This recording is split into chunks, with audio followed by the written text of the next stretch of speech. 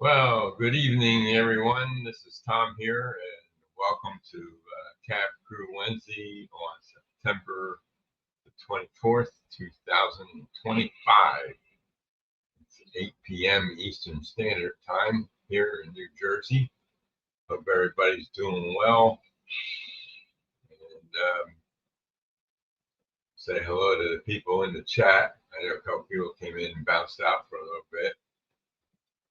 But Dwight, Crow Express, Dwight, you're here. Welcome.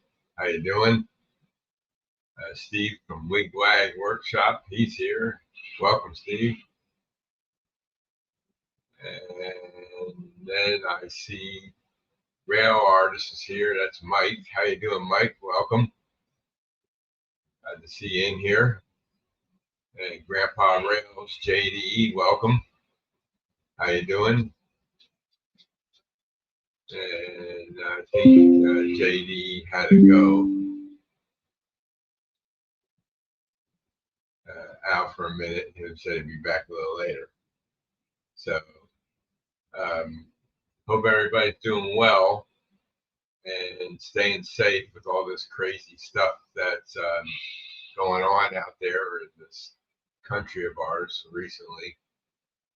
So just be careful when you go out somewhere. And hopefully they can straighten this stuff out.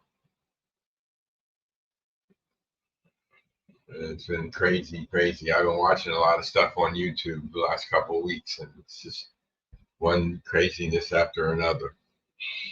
So,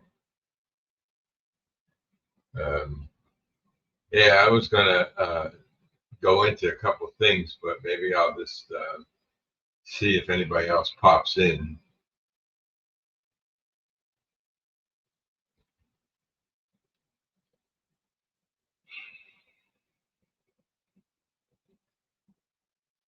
Maybe with all the craziness going on, people are staying off of YouTube.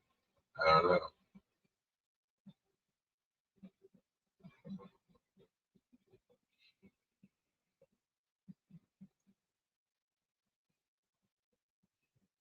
Well, I might as well get started. They can always go back to the beginning and look at it and stuff. Let me see something. Oh, I wanted to talk about this program that I was told about. It's called Meshy.ai, and it's a website you go to, and it's an AI platform that allows you to create printable files. So there's Wigwag back. How you doing? So it's a pretty cool program. You have to pay for it, unfortunately. So I paid for 1 year, and then I'll see how it works out. Now, I had a lot of little things that I wanted to 3D print, but I didn't have a file for them. And one of the things I really wanted is I got a campsite on my 5th level that I've had, and I had a ranger station up there, but I didn't have any people for the rangers. So all I had, I tried to get mini prints, Bernard, to do them for me, but he never got back to me on it. So I said, oh, I guess he's too busy or whatever. So I just said, well, that's it. I'll just figure it out myself. So what I did is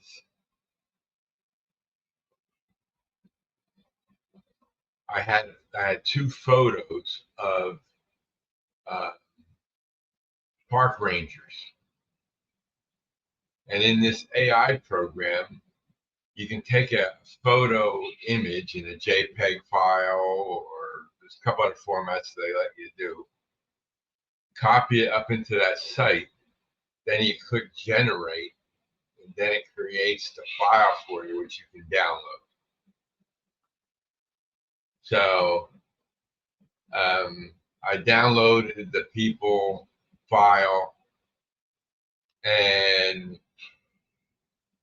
they were done okay, but not really perfect. But it was, at least you could tell they're park rangers. I have two other types that I want to do and try and see how they come out. And I tried to print them, but then I found that there was an error in the file when I downloaded it. So I used that 3D builder program that you get on every Windows machine for free. And I found error in it, and I fixed the file and saved it. Now I have to scrape off the bottom of the resin bin to print it again. So it only took like 40 minutes to print it. So I'll have some park rangers. Now I'm not sure about the size, the height, and all that, but they might be close. I just eyeballed it, and we'll see how they look when I get them off. Then I'll have to paint them and stuff like that. But I had the pictures for them. And I got a park ranger that's holding a bear and stuff like that, a photo of one. They were what I sent to mini prints, but never, like I said, he never got back to me. So I wasn't worried about it too much. But now that I got a hold of this AI program, I said, maybe I can do something, because this part here, let me make myself bigger. This part here is for the track cleaning car, and I couldn't figure out this in Tinkercad too well. So I took a photo of this, imported it into the AI program, and it generated a file for this. Now, the file, when I downloaded, was huge. So it didn't fit on the build plate. So I had to shrink it down. So I measured this thing and then put the measurements in on that. And I might have to play around with getting the right measurement for it to fit in the car. And then I can print a bunch of these for my railroad. This is another part that I did on that. And it made that one pretty good. And then the screw. This is 3D printed also. So I made a copy of this and put it up there, and boom, it was,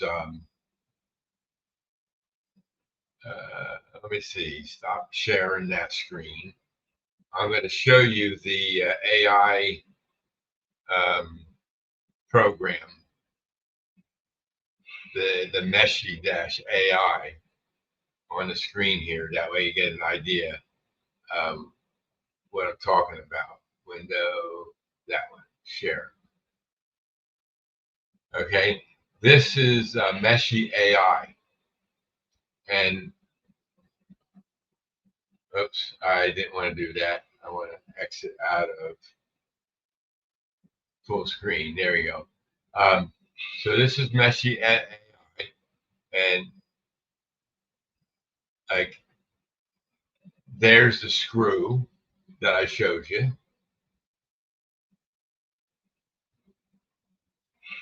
That's the other part. And that's the other part. And all I have to do is you go up to workspace here and you go image to 3D. You click on that, and then you can upload a image into here, and then you click generate, and then it generates the file, and then you can download it. So I can just click on the download button and it'll download the file. So it's pretty cool. And I mean, you might have to manipulate it a little bit here and there, but I couldn't even import it up into Tinkercad because the files were so big. So what I do is I get them into my slicer, reduce them down, and then I save them as an STL file with a smaller file. Then I can bring it up with Tinkercad and play around with it now that I have the model. So it's a pretty simple program to use. It was $182 for 1 year subscription to this software online. So if I can make a lot of models, it'll be worth it. So Bob from PK and W told me about this on his stream, and I was very interested in being able to make the models. So I'll do the car. I can take a picture of anything actually, and make like say I wanted to 3D print this. Hey Bob, just talking about you. This is a pencil sharpener, a no one. This was my mom had this on her desk, so I could 3D print, take a picture of this and recreate it up on Meshy. So it works really. It's very simple to use. You just click on the workspace, and you can pick. You can type in text to create an image file, for you. You can say, make me a 1x3, blah, blah, blah, blah. You type in the text and then it'll boom. You can do that. They're going to have image to video, 3D to image, text to image, AI texting. I haven't used all these things yet. Mainly, I've been doing the image to 3D. So I just put the photo in there. I take a picture of it on my phone, put it on the computer, the image, the photo, and then copy it into this program, and boom, it's doing it. So that's Meshy that I wanted to talk about. And thanks to Bob, who's here now, he told me about this program. So I can do a lot of things. So if anybody wants, if you chat GPT, you can create your text in there and then pump it into here, copy it into the text to 3D, and it'll do it for you. So if anybody needs something printed, you can send me the photo, and if you don't want to spend $190 for Meshy for the year, I got the Pro version. That's the lowest version, Pro version. Then they have Enterprise version. I'm not a company. I'm not worried about having multiple people access it, just myself. So, so that's what Meshy's all about. So that worked out pretty good. And so I'll take that down off of the screen.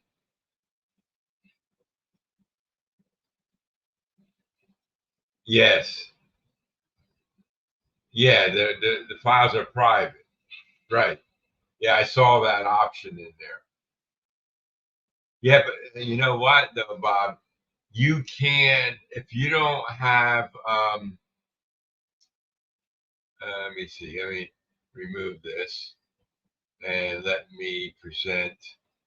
Let me get my screens back together here. You can't, Bob, you cannot download a file that you generated without paying for it. So that's why I decided to pay for it to get the files. So Um,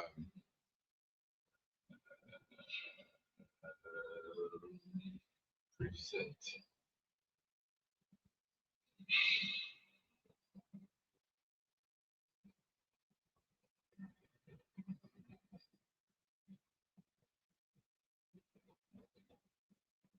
Let me see here now. Share screen. Here we go. Back to this.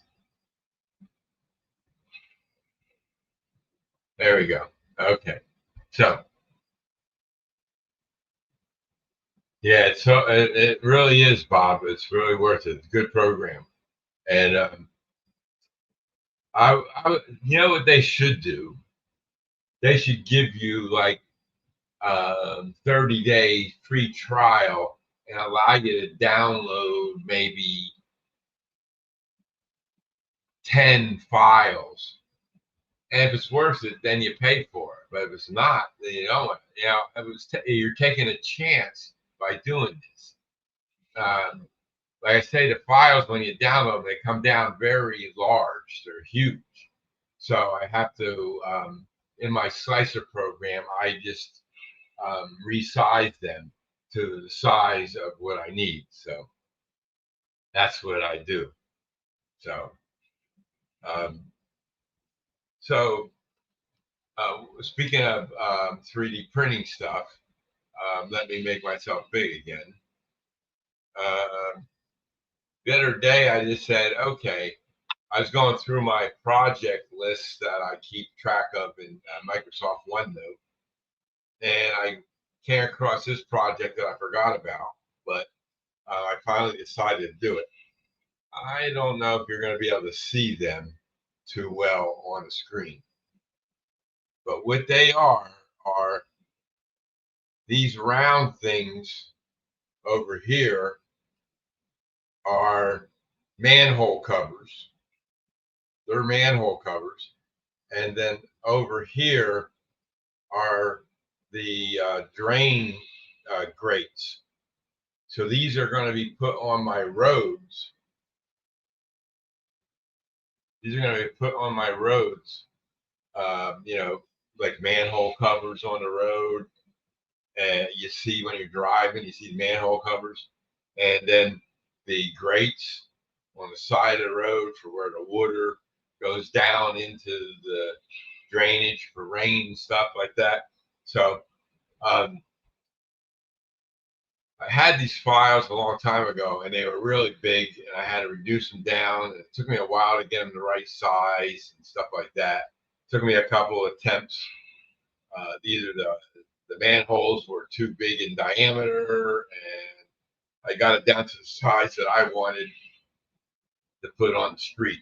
I put a manhole and one grate on the street just to see how it looks, and it came out. It looked pretty good. So I'll just put a little dab of glue on them to stick them there so they don't move around. But I got about 30 of each of these, and I'll just start placing them in the layout somewhere. Fusion 360 gives you a limited number of attempts, but the learning curve is so large that it didn't make much sense to me. Yeah, see, yes, they're 3D prints, Bob. Yes, um, they were printed on my Anycubic 4K, the resin printer, because it's too small to print on the filament printer. They won't print on the filament printer. These grates are 1.5 millimeters thick. And then there's so many millimeters wide and long. And the manhole covers is only 0.75 millimeters thick. So they're real thin. You never be able to print that on the filament printer. I tried this as a hardy hard just to see because I thought maybe the Bamboo Labs would be able to handle it, but it didn't come out at all. I mean, the grates on them came out after I soaked them in water for a couple hours, after they came off of the build plate. Matter of fact, I just took the whole build plate off of the printer and submerged it into water. I have a plastic bin over there with water in it, and I just dumped it into that, let it set overnight. Then when I came in the morning, they almost slid off of the build plate because I used a small printer for the small things because that one has a flex plate on it. I can take that off and flex them, and then they'll pop off a little easier. The big one, I had a flex plate on it, but they're making them cheaper anymore nowadays. And the first flex plate I had lasted for over a year before it started pulling off a little bit. After it sits in the filament, comes in and out, the sticky stuff, it disengages and the corner comes out, and then you have to push it back up and then paint it in the neck. So, yeah, they're definitely 3D printed, but they were printed on the resin printer. And so the park rangers,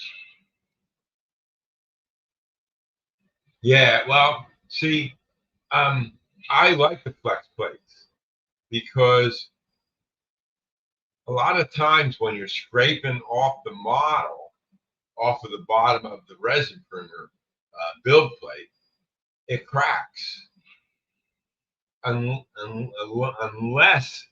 it's a thick wall or something like that, a bigger model, or if you have supports underneath it, then you can scrape off the model with. So I like to print without supports as many places as I can.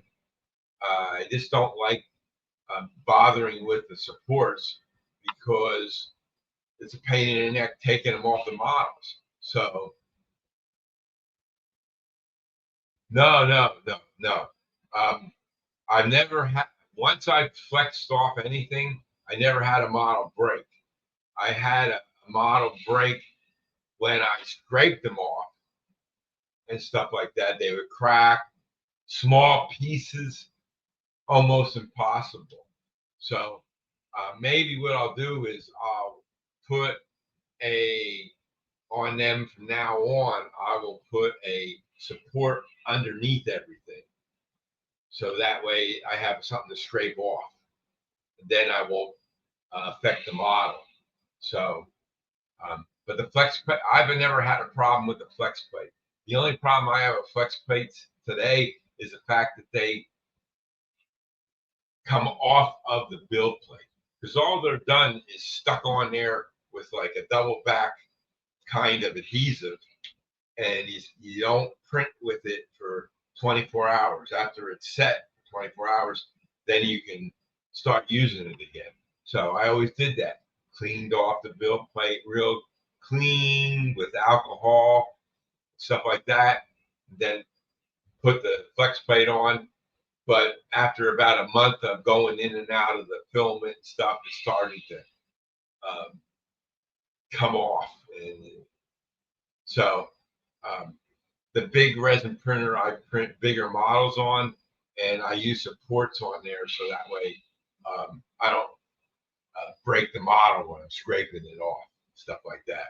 So the small printer I use for like printing people, and then these grates and the manholes, they're real tiny too. So, but I'm using water-based resin now. So the cleanup is just using water instead of alcohol. So I don't have to go out and buy a lot of alcohol. I have a couple of bottles of alcohol just in case. Yeah, they are magnetic. The plate. Hey, Randall, welcome. The plate is magnetized to the part of the flex plate that has the adhesive that goes onto the build plate itself. That's how it works. So, yeah, and it's magnetic to that plate. But when you're peeling, when you're trying to pull that magnet off, it's so tight, it pulls the whole thing off of the build plate in the corners after it's been used for a while. So that's the only problem that I ran across with them. So, but anyway, that's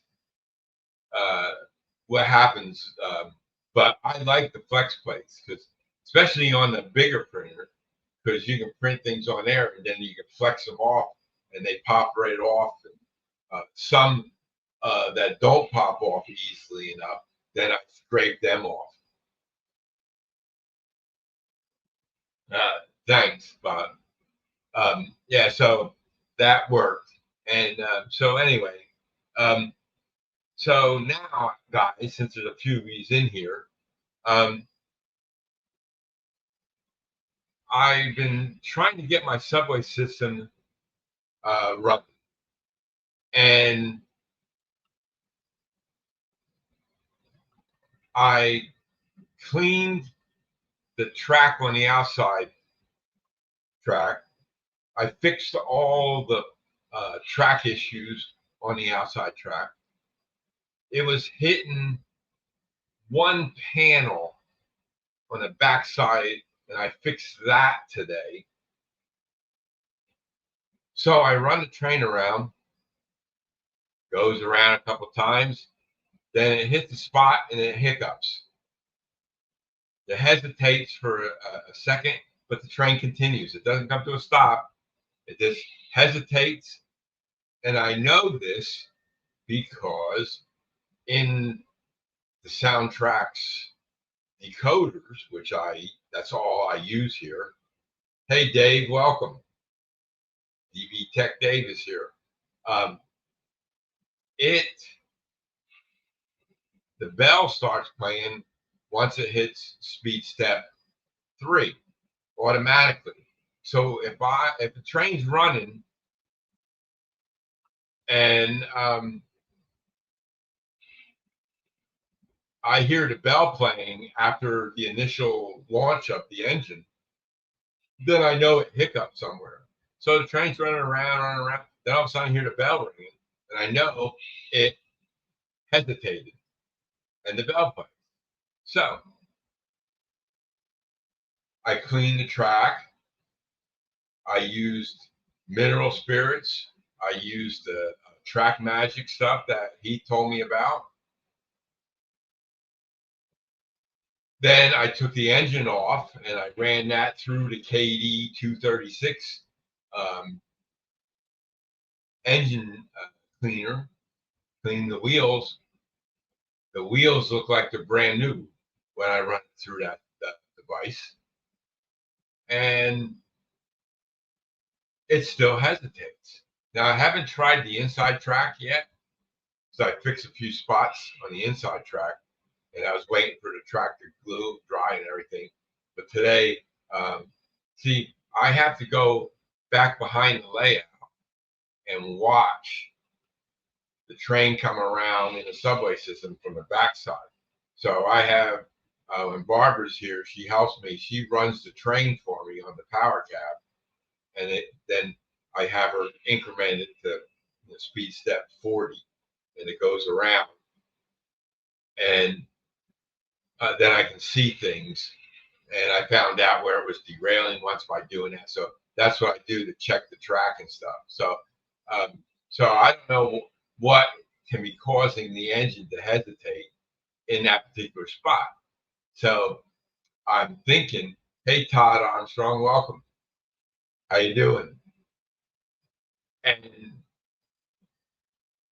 I've been doing, so I'm going to run it again tomorrow. And if it hesitates in the same spot again, I might just clean that section of track again manually with the cork that I put a t-shirt material on and dip it into mineral spirits, and then I can go down the track that way. Because it's on the back side going into 34th Street Station back there, and that's where it hesitates right before it gets to the station somewhere on that track. So something could be, can't you just put the camera back there for a while? Well, Bob, I have 4 cameras on the subway system, and they're pointing as you can. Well, I'll show you what I'm talking about in a minute when I bring myself. Well, let me bring it back up here. Okay. See, I have 4 cameras: Subway 1, Subway East, Subway 2, and Subway North. Hey, Floyd Robinson, welcome. So, and they're pointing down tunnel, and it's easier for me to be at my eyes at a track level than through a camera. Now, I have this same software on a big screen in the train room. And when I'm working up there, I have Barbara look at the screen, and then I like how I put the people up in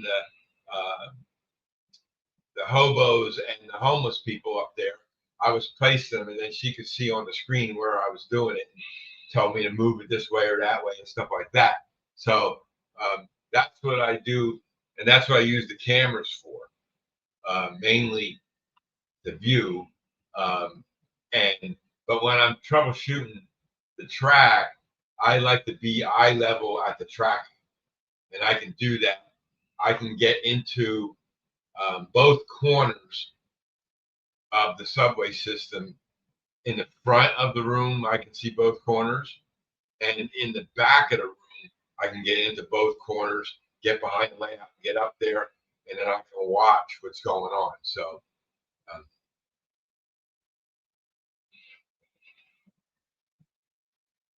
Hey, Todd. Yeah. So, I don't know if you all saw my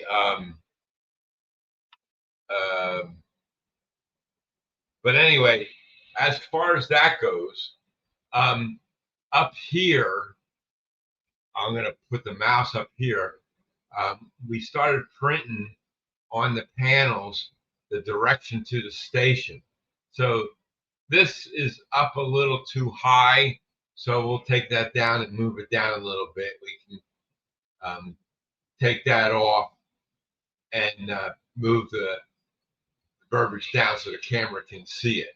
But that's 247th Street / 50th Street station with an arrow pointing that way. This one here, if I bring that up, that one says 234th Street station with an arrow. So going that direction, you'll come up to 34th Street station. And then I got another panel to put in to get to 42nd Street station, and that'll show on the camera. But I think I used the wrong panel for 34th Street station. As you can see, this overlays this other panel right here. I think I have another piece that fits in between here. When I took all the panels down, I should have marked them by numbers on which ones they go back. So I had to find out which one really goes there.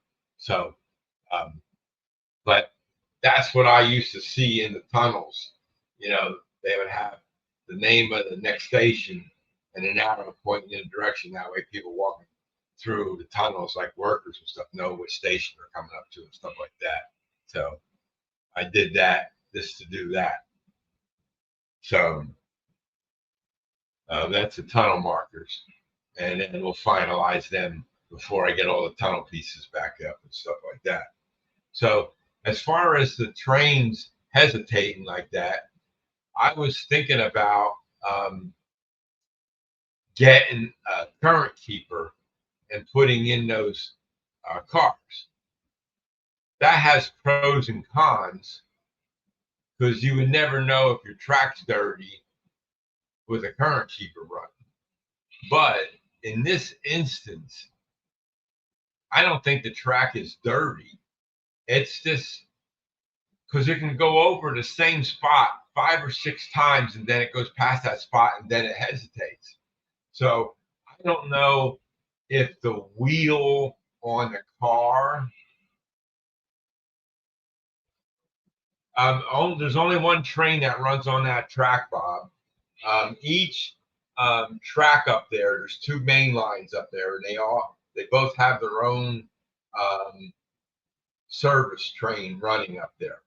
So the MTA 6631 is the inside track, and the MTA 7166 is the outside track.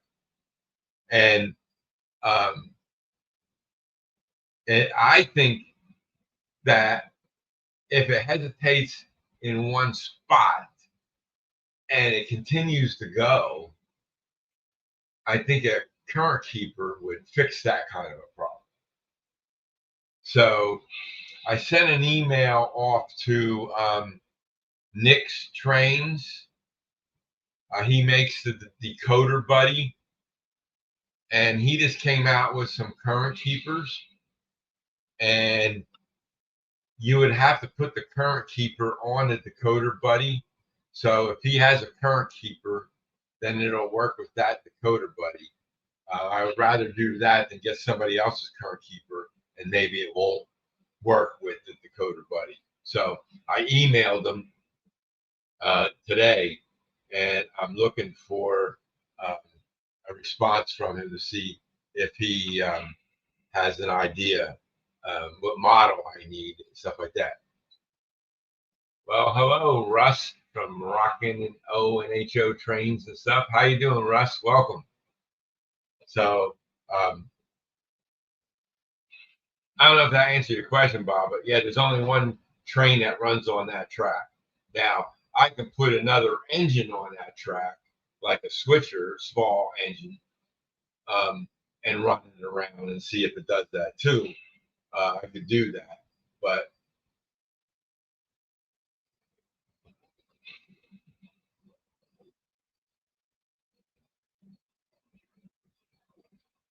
no, I'll never use battery power on any of my engines. That's the Blunami and stuff like that, and I'm not interested in that at all. I like electrical current to keep things going. So, um, but yeah, I don't. I see. The slap in the axles causing occasional loss of power. I don't know, Bob. I don't know if the because if that was the case, I would think I would have that happen in more than one spot. So, like I say, tomorrow I'm going to run it again, see if it hesitates in that general area again. Or you know what I'm going to do? I know what I'm going to do. I'm going to take my cork and t-shirt material up there tomorrow morning, clean that section of track, and see how black the t-shirt is. I mean, I had a section of track to clean today. I was hesitating in, and I just took the t-shirt material and ran it over that section by hand. And I don't know, it just didn't. It just came up strange. So I don't know. So anyway, I did a short the other day on this guy. Oh, you can't see it because of the blue. Let me see something. Computer, train room, white. Okay. Okay. I had the overhead lights on blue color to make it look like it was nighttime in there. So, yeah, I know you. Good. Thanks, Floyd. And that's my crop duster plane. And I Jim Tedesco helped me with the brackets that go on to this bar. There's a bar that goes all the way across underneath it here. And then there's brackets that hold the bar up to the wing. And I needed a little help getting the angles right on them, and Jim helped me with that. Yeah, thanks, Todd. Yeah, so, and then I said, these, and then I made the streamer, the sprayers that go on this pipe, and then there's piping that goes to the pipe that's all connected to and goes into the plane. That's where it gets the liquid from, and then the sprayers spray out a mist over the cornfield. Well, I said, how am I going to create a mist? So I went on YouTube and I'm going, and I go, how to create a mist. And let me tell you something. I couldn't find anybody that did this. And all they were using mist making machines and stuff like that, and boiling hot water to make a mist. I can't do that on an airplane, you know? So I said, I got to have something to simulate mist. So the other video I did was when Bob was talking about cleaning up your workspace. So I went around and cleaned up all my workspaces, and I did that.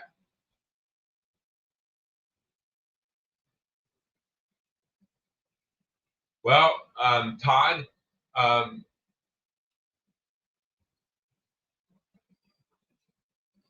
each section of track up there has a feeder already. And the reason why is because I have so many blocks, and each section of track is a block. So, you know, the blocks are, maybe the longest block I have is maybe not up in the subway system, but in any of my track is like about 15 feet or something. Yeah, that's different, Dave. Um, I have a smoke machine that I got to put in yet on the layout. I have it waiting for it to put up in my trash dump. But so I was cleaning up, and then in my closet to my right here, it's a big double door, and in there I had this poly fiber in there. And I said, oh, that's interesting. So I took the poly fiber and then I made it real thin. And I said, this looks enough. That's close enough. So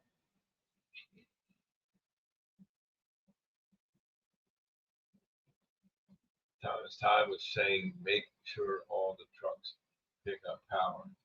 Yeah. Yeah. So when I put the track in up there, I put my DCC track tester there, and I had a bright light on all the sections of the track. And then when I started moving things around up there, some of the track came disconnected because it wasn't glued down. And they're all glued in place now. And if I go up there and put the track tester there, I'm going to have track power. It just hiccups on a certain spot. I don't know what exact spot it was, but it's on a spot. And I can't even show you it. Maybe I can. Let me see something. Where is it? In here. This one.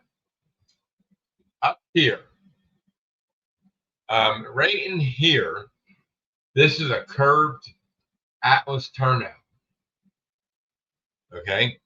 And from here, there's insulator joiners there. There's insulator joiners there. And there's insulator joiners back here.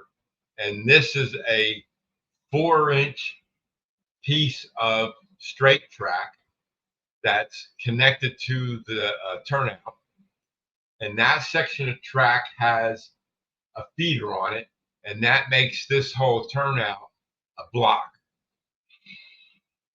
And I isolate all my turnouts to make them a block. That helps out with my signaling that I do. So, but the train was short circuiting on this straight section and I couldn't figure it out. I cleaned it, I cleaned it, I cleaned it, I cleaned it. I used a bright boy on it, still was shorting out. So the next morning after I had a good night's sleep, I get up and see how all the tunnel pieces are off here. I climbed up there and I looked in on it, and wouldn't you know it, there was a piece of solder on the inside rail that was touching the rail. I don't know how it got there. And maybe the train missed it all this time and never hit it before. And, because the wheels come up different way each time and stuff like that. I guess I don't know. So I got my little files out and I filed off the solder off of that. Then I cleaned the section of track again, and then now it doesn't short out anymore. But one little speck of solder on the track, if I wouldn't have pulled those piles out, I would have never. You can't see that from the camera. You just never would see it. So, but that's how I figured that problem out. So that was easy. But this other thing, I got a couple of things I got to do tomorrow. I'll test the current there just to make sure. But I know it's got power because the train continues to run after it hiccups. So we'll see. So, so I showed you the crop duster. For those of you who haven't seen my video, it's just a short. It's only 1 minute. You can go to my channel, and I have a playlist with all my shorts in it. And Dwight, just to let you know, I removed all my shorts out of the all videos for you. So there's no shorts in there anymore. So I was doing that this week, playing on YouTube. So I removed all the videos from all the shorts from all the videos. I added a description to all the shorts, and I added related to video in all the shorts. And the related video section in a short allows you, when you play the short, it pops up that video and they can click on it. No, Todd, I tried printing the corn stalks. Jim Tedesco sent me his files, and I could not get him to print on the resin printers at all at that time. Now, I haven't tried printing them on the new filament printers. Maybe they would print there, but I bought them from a company. I can't remember the name of the company, but they had them. They were already painted. They were already the color I wanted, and I just bought a couple boxes and it made the field for me and stuff like that. So I got a cornfield there. I got another cornfield on the third level. I got a cornfield there, stuff like that, and they're all from that same company. So no, I didn't 3D print them. I tried though. I tried very hard. Just couldn't get it to come out at all. It would have been easy, it would have been good. Jim printed them for Crooked Dave, and His came out nice, but he was printing a whole block of them. I was trying to print a row, and I don't know if that was the problem or not. Going commando now. Okay, Floyd. So, um, so that's how I fixed that problem. And so um, I have to ship out a couple of things. One to NCE. I got a few lights that need to be repaired, and I got a decoder that I need to send back to Soundtracks to get them fixed. No, no, no. I didn't get rid of all my shorts. I just removed the shorts from my all videos playlist. Boy, I wasn't clear about that, I don't think. So um, in my 13 for 13, that's can't get any better than that. Floyd, I used to add all my shorts into my all videos playlist. So um, so I removed them from the all videos. That's just the all videos is all my videos, and I've got a couple other playlists. If you just want to watch the first 100, second 100, the next 100, blah blah blah, and I got a couple others that are working around like things I 3D printed, 3D printers, stuff like that. I created a bunch of playlists and stuff like that. So um, that's what I meant, Floyd. So um, and I have one oil pump that's down. The motor went bad. So I ordered the motors. I found them on Amazon, but they came from China. And I believe they're in the United States now. I'm just waiting for them to get um,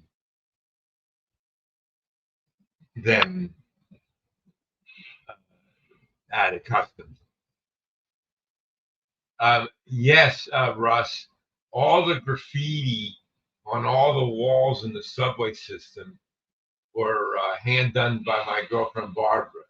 She loves to paint, and so I said, "Hey, guess what? I want to put graffiti on the panels in the subway system." So I gave her a bunch of panels. She took them home. She painted them at home. I bought her a graffiti coloring book, and that's okay, Floyd, no problem. Um, and then she was able to trace some of the tags and stuff right onto the clear panels. The white panels that I made, which is in the backside, you don't see them anyway. Um, yeah, she does really good work, and uh, uh, it's and then like up here on this one, here, this is the name of my railroad, Grassy Eastern Railroad. I had a, she made that for me, and then I put it in a spot where you could never see it. So I had to move it to a spot where the camera would catch it. So this camera is always pointing in this direction, and it'll show that there. So all the panels are graffitied all the way around. The ones on the one side, and then the other side have the electrical conduit that gives the power to the subway system.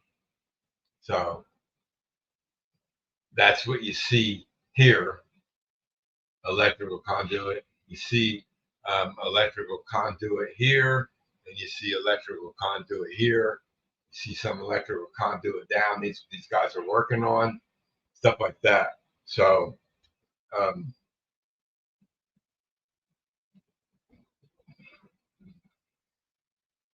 okay. So and then my YouTube videos, I got to add descriptions and check the playlists, etc. Yeah. So I'm going through, and what I did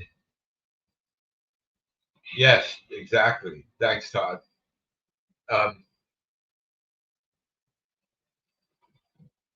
what I did was on the shorts, I used Chat GPT to create the description for the video.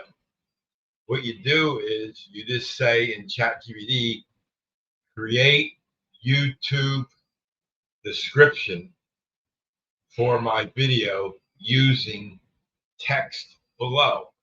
You hold the shift key down, hit enter, and that gives you a blank line.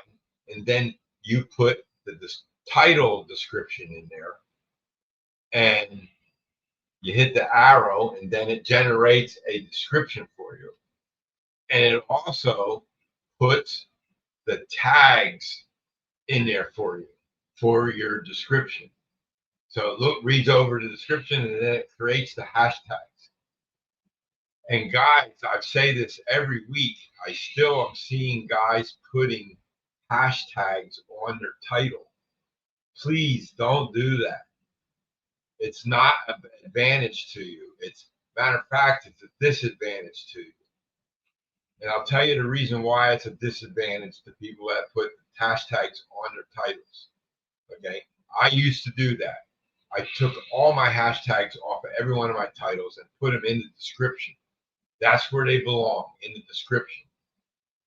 And this is coming from people that have a million subscribers and they've been doing YouTube for a long time and they know what they're doing, and they know the algorithms and how they work and stuff. And that's how the algorithm works. It looks for the tags in the description, not on your title. The other reason it's bad to put the hashtags in the title is because the hashtags make the title long. They want you to keep the title to 55 characters or less. Now, 55 characters, what they want you to make it 55 characters is so that if most of the people that watch videos are looking at the videos on their phones or their tablets, there's not much room to put a long title name on that little side thing that's going down the side when you're watching a video. You see other people's videos up there. Okay. You look at that video, you say, oh, I don't know what that is because I can't see the whole title. So keeping it at 55 allows for it to fit in that screen. So hashtags, eliminate them from your title because A, it's not doing anything. Hashtags are for the algorithm to know who to push the video to. So if you want your video to be pushed out by putting in the hashtags, put it in your description at the very bottom of all the description. That's where it belongs. And if you want to see anything, you can go to my channel and look at my videos, and that's what I do. Now, my video section hasn't been completed yet, but the newest ones are set up in the proper format. There are some graffiti type fonts available free online for those of us talented daughter. Right. I would not use graffiti fonts on tags on railroad cars. Lack of variety, not easy to fit in space on a car like a real graffiti. Yeah. Well, I bought a ton of graffiti decals from Blair Line, their website. They have a lot of decals, and I'm going to start using them on the rail cars. They're a lot smaller and stuff like that. So I'll put more graffiti on my rolling stock at another time. Just want to get the trains running first, and that's what I'm going to do.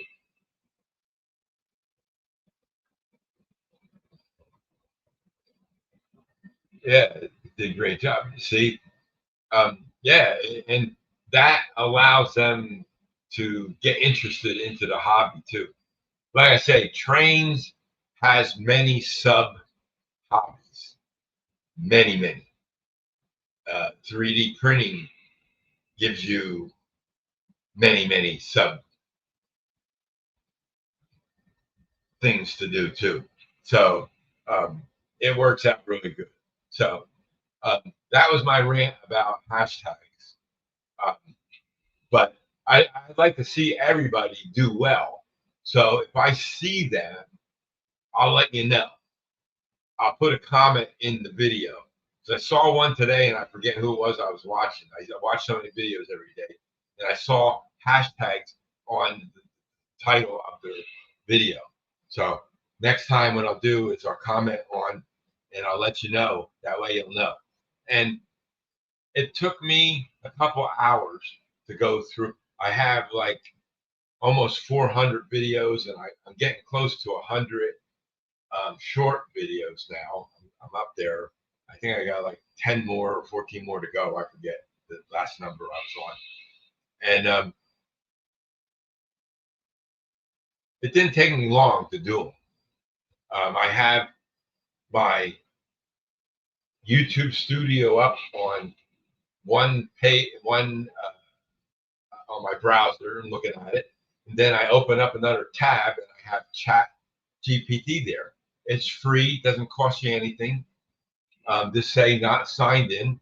You don't have to sign in, sign up for it or anything. Just use it. And just use that verbiage that I said earlier. If you need it, email me and I'll be glad to send it to you, what exactly I put in. Then you'll know what to do. It's very simple to do. I didn't know how to use Chat GPT. People at work were using it, and I just said, eh. So now I'm home. I don't have, I can learn some things. And so I got Chat GPT. Like, even for my live streams, I use Chat GPT for the title of the stream and for the description of the stream. I just type it in, boom, boom, boom, create YouTube title for my live stream using text below. And I put in a couple things like Cab Crew Wednesday, the date and the time, blah, blah, hit the arrow, and it creates various titles. I pick one, copy and paste it in to StreamYard, and boom. And then I do the same thing for the title or the description, and I copy it and put it in the description, and boom. Before I was struggling typing in the name all the time, what I want to do, and then the description, blah, blah, blah. That's why all my shorts didn't have descriptions in them. The recent ones do, because what I'm doing now is I upload them to YouTube and I leave them unlisted. I don't make them public until 24 hours later.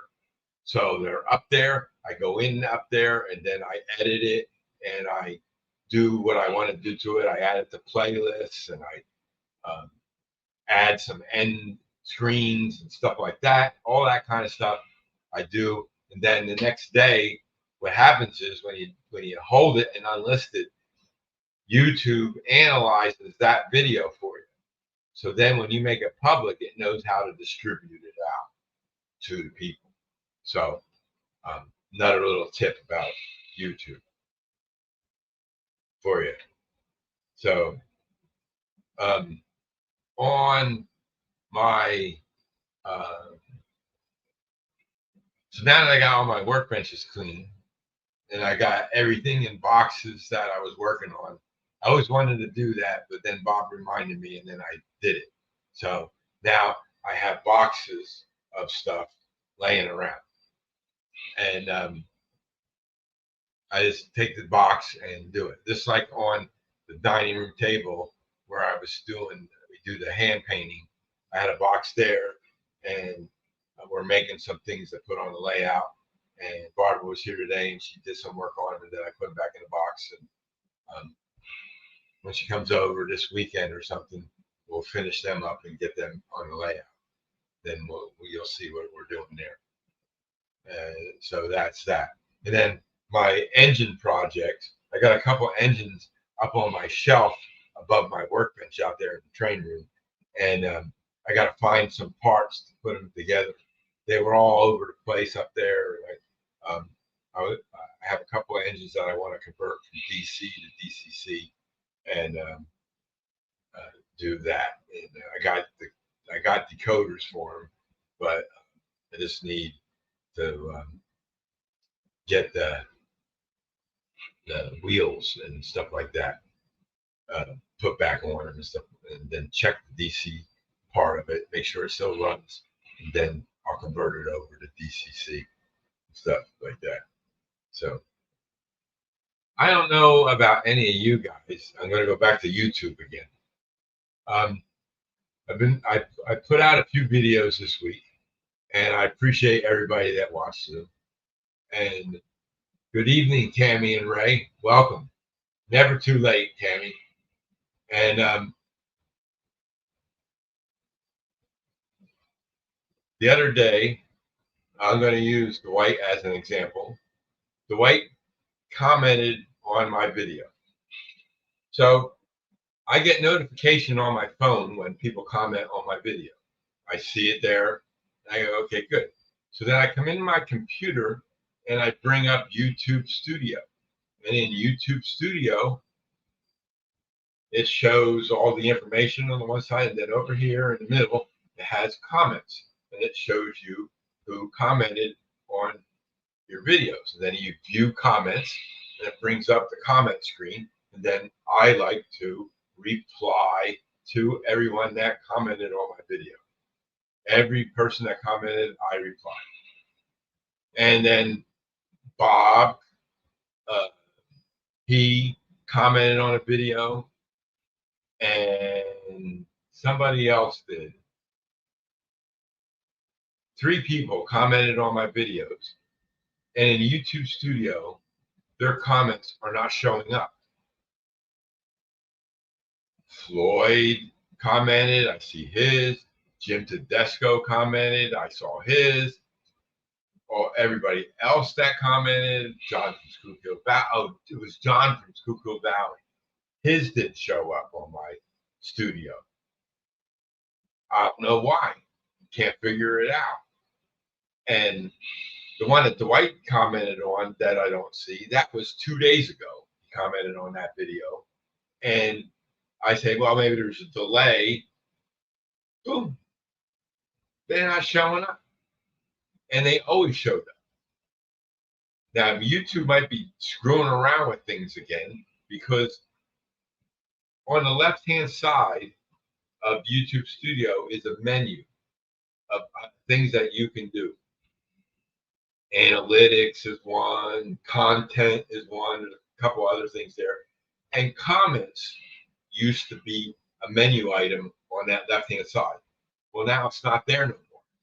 Now, they took that out a long time ago. I don't know how long ago, sometime last year, I think they removed it. And then they put the comments in the middle and you get one. But I've never had a problem until this week with people commenting on my videos that they're not showing up in my YouTube video, in my YouTube Studio as comments. And in the comments, you can click on responded to, haven't responded to, reply to. There's a couple options that you can click on. So I clicked on all 3, and then you see all the people that responded to you, stuff like that in YouTube Studio. And I still don't see the one that Dwight sent me, or the one that John sent me, or the one that Bob sent me. But on my phone, I saw. So I don't like doing it on my phone because it's too small of a screen, and I don't want to type the wrong thing back and everything like that. But in a pinch, I can go on there and I reply to both, all 3 of them, Bob, John, and Dwight, their comments. So I don't know if any of you guys have been seeing that, but just to make you aware, that's out there. So, so this Saturday, there's something called the Train Fest. It's going to be in my town here where I live. 11 o'clock in the morning, Saturday morning. So I think Barbara and I are going to go to it. I think there's a train ride involved. They stop a couple places. they talk about the history of the train going through our town, servicing the area back in the day when they used to do a lot of that. I don't think there's any industries in my town anymore. There might be one industry still, a chemical place. The Train Fest is in Milwaukee. No, well, hey Dave, BNS, I didn't see you. Welcome. There's a Train Fest in my town this weekend. I think they go all over the country, Dave. When I went to that site, I did think I saw Milwaukee as a place, but this is in my town, Phillipsburg, New Jersey. That's where I live. And yeah, it's a long word, and everybody gets it spells it wrong and stuff like that. So, but this the name Phillips, like the person Phillips, and you would say Philip, but you put an S on it, and then you put BURG, and then that's the name of my town. Yeah, Train Fest is a trademark. Yes, that's correct. So I'm planning to go that. I'll take my camcorder with me and stuff like that. And speaking of which, the camcorder stuff, I had my Mevo camera, my mini cam, my other mini cam, my camcorder, my cell phone charger, my earphone charger, and my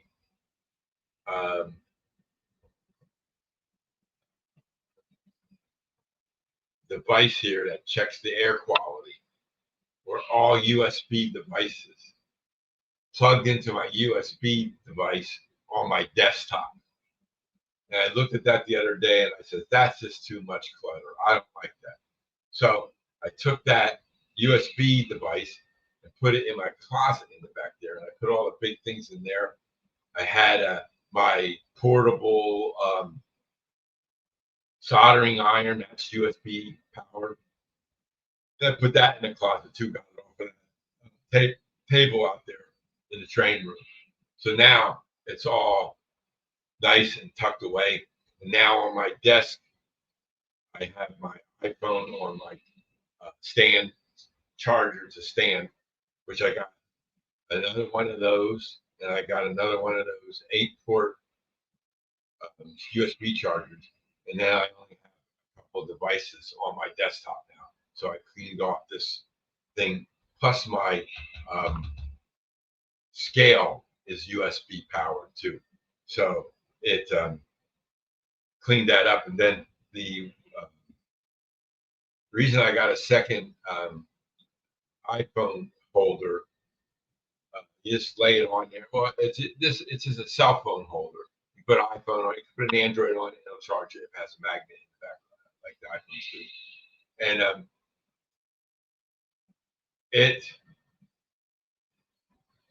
so the one in my bedroom, I had a cord that I would plug into my iPhone to charge it overnight when I'm sleeping.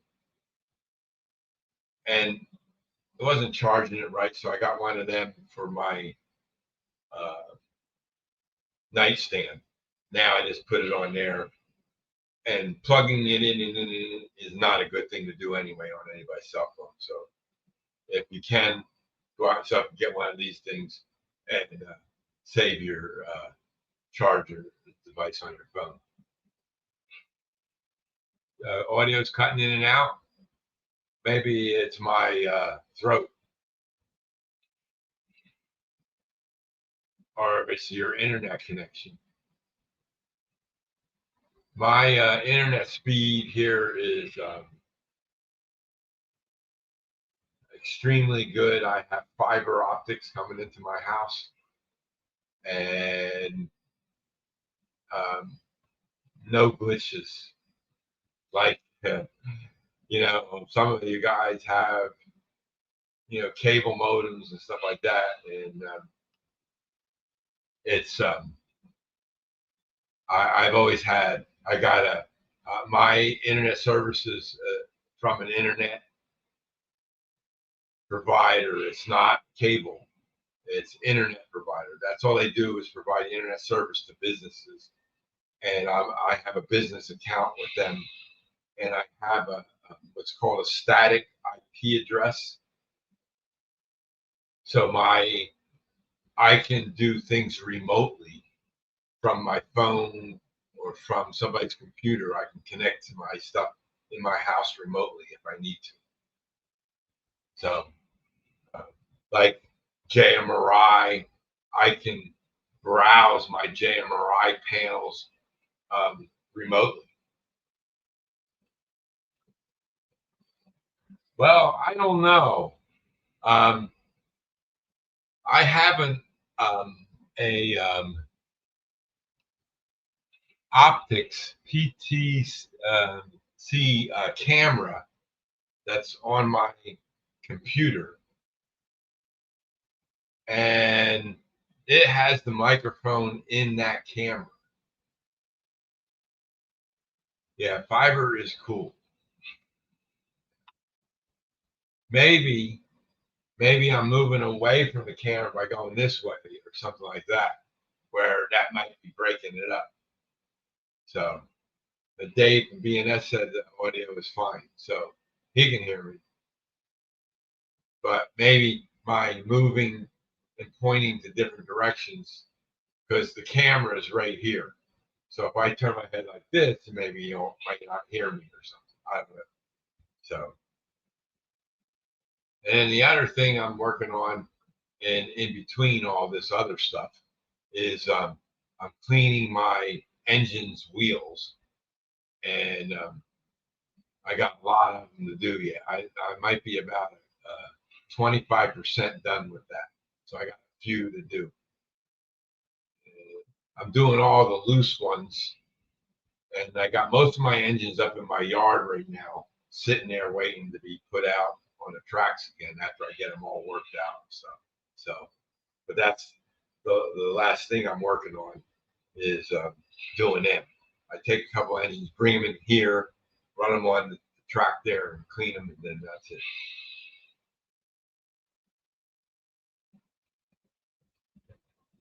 Well, see, Bob,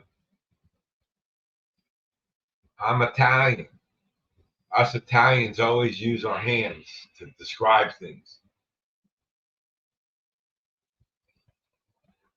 I need to get my locomotives in primer this week. Oh, you painting them, Randall?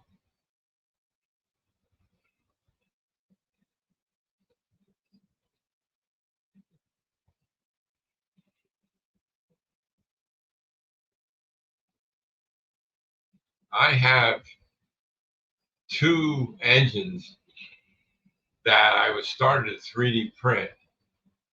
I ran into all kinds of problems. Now that I got the A1, maybe I can print them on that. One was a GP7, and the other one was a Subway engine. So I don't know. I have them in a box in my closet over there. So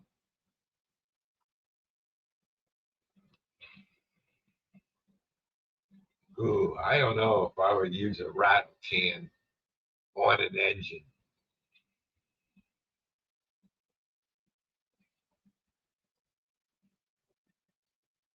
Yeah, well, Randall, everything takes time.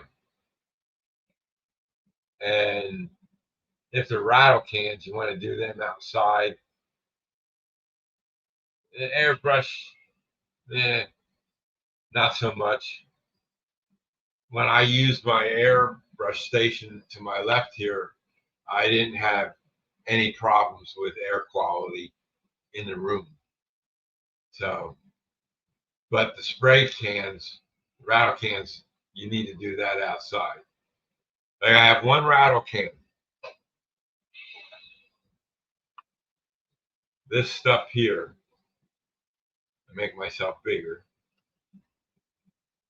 This stuff here, Rust-Oleum 2X Ultra Cover Gloss Clear. This is what I use when I print a decal on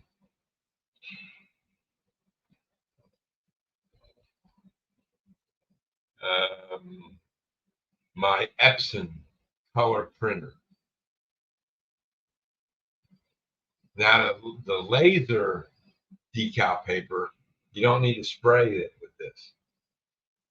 But the paper that goes through the Epson, you need to spray it, or when you put it in water, the decal just dissolves. So, but that's what I use this for. That's the only spray can I have.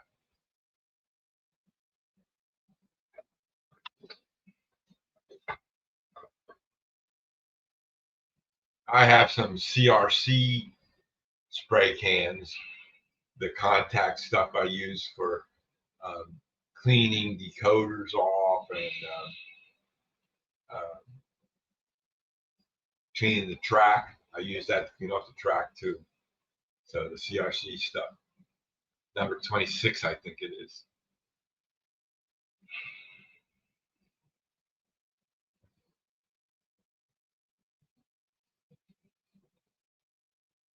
Yeah, that's right, Russ.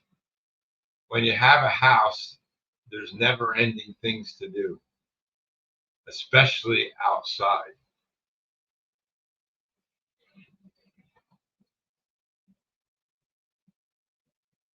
I got weeds between my fence and my neighbor's fence. Well, the neighbor has no interest in cutting the weeds down. So I let him go. And I said, well, so I have to get a cutting device to go onto my weed whacker because they're pretty thick now. And so I can chop them down and get them because it's getting to be out of hand. But there's a lot of things inside a house, keeping it clean, changing this, changing that. Yeah. After you cook, clean the kitchen. I love my dishwasher, so I just put the stuff in the dishwasher. It makes it easy. And no, I don't clean off the dishes before I put them in the dishwasher. I let the dishwasher clean the dishes. A lot of people wash off the stuff off of the dishes before they put them in the dishwasher. Not this guy. Dish into the dishwasher. Dishes come out clean every time. I have no problem.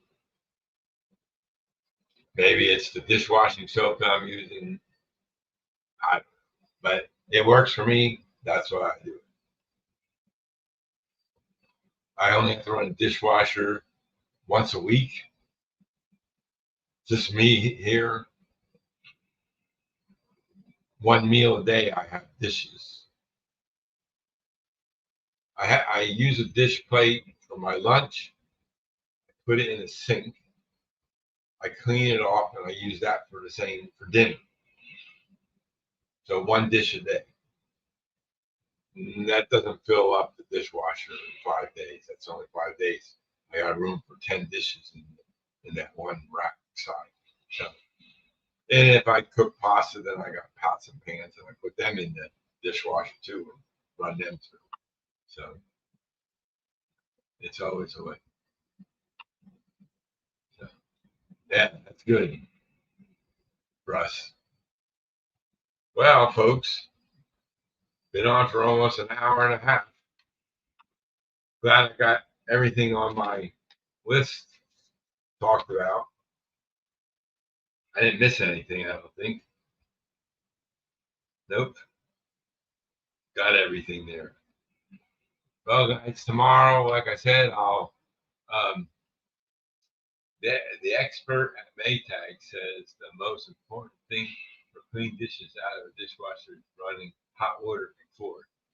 So the first rinse is hot water. Yeah, that's right. That's what he used to say. But I think it's hot because I ran out of forks one day and the dishwasher was going. I opened it up and the steam came and my glasses got all fogged up, and it was hot in there. So yeah, it's hot inside here. So yeah, so thanks everybody for stopping in. We were 13 for 13 for people in and likes. That's pretty good. Glad to hear that. And appreciate everybody for stopping in. Glad to see you here. And I hope everybody has a great rest of the week and enjoy your weekend coming. Maybe I'll put a video out about the Train Fest thing I go to. I'll see how it goes. Let you all know about that. And a couple other things I'm working on. So enjoy your night. Everybody take care. Be safe out there, like I said earlier in the show. And take care of yourselves. We'll catch you all later. This is Tom. Good night.